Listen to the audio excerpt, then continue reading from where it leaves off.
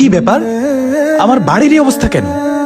5 বছর ধরে টাকা দিলাম বাড়ি কমপ্লিট করার জন্য, এখনো বাড়ির কাজ কমপ্লিট হয়নি। আব্বা, আব্বা, রহমান, এই রহমান।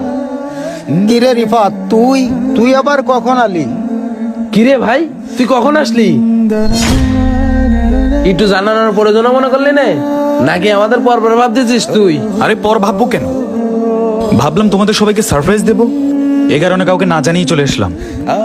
তা তোমরা সবাই কেমন আছো? এত সময় ভালো ছিলাম, তোরে দেখার পরে আর ভালোই নেই।